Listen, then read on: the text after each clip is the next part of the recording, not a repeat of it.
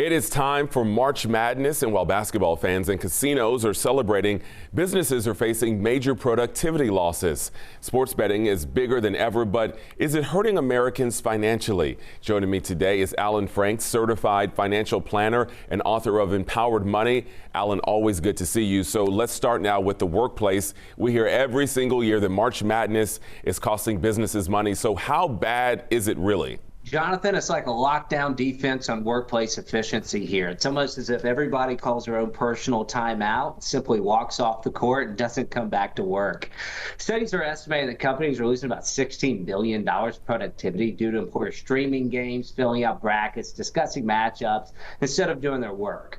That being said, I would argue that this is a time where you could actually really pivot here and boost company morale here. A little friendly competition could be a great thing. Team building exercises are always fun. And personally, I'm taking my team over to the Battery to Atlanta Live to catch all the games and take in the madness. Also, we know sports betting has exploded in popularity, especially since legalization has expanded. So how big is the industry right now?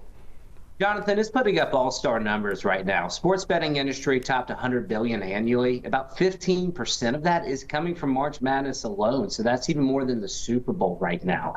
So online sports betting is making it as easy as a breakaway layup right now, and participation is skyrocketing, especially amongst younger fans. I understand that millennials and Gen Z are actually spending more on gambling than on saving for retirement. So what's up with that? Hey, it's scarier than a full court press right now. It's pretty alarming, right? So a study found that over about 60% of young adults are placing bets, whereas only about 50% of them are saving for their retirement accounts.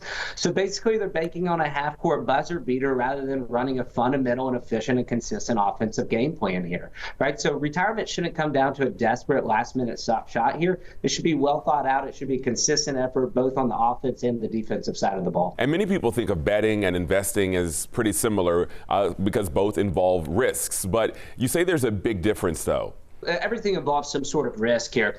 But investing is more about calculated decision makings with long-term growth in mind, where gambling is based on more short-term luck here. Putting it another way, it's like a well-coached strategy versus a Hail Mary here. But the biggest differences between the two is the idea of the odds versus the ownership, right? So betting relies on chance here and the odds there. But investing means you're owning part of companies, and those should grow over time and potentially create value for you. Also, we got to understand about the house edge there versus market growth. So sports books are designed to make money from you, not for you, right? While the stock market has historically shown really good returns. The biggest thing, though, I think, is that people are choosing instant gratification over a long-term strategy here. So betting is emotional, it's short-term, it can be fun, right? And investing is more long-term. It's like coaching a championship team here where we got to keep the end in mind. Yeah, that's a good comparison. So is there anything that investors can actually learn from March Madness? Absolutely. There's a lot of cool metaphors and analogies that we can make here. Probably the biggest one is diversification is going to win in the long run. So a team needs to have both a deep roster and good offense and defense to win the entire tournament, right?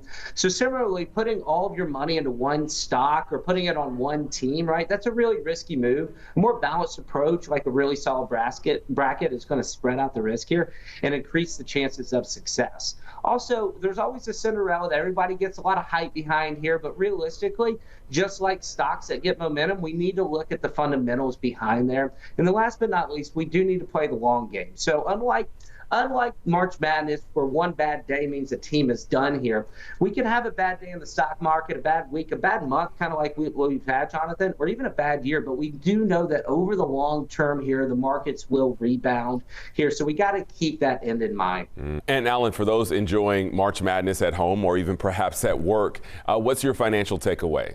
Enjoy all the madness, but don't let your wallet get benched here, okay? A little friendly betting is okay, it's fun, but investing is a real MVP over the long term, right? So let's take a step back. Let's keep your financial fundamentals strong, and let's not gamble away your future trying to hit that miracle shot. Alan Frank, we always appreciate you. Thanks so much for joining us. Thanks, Jonathan.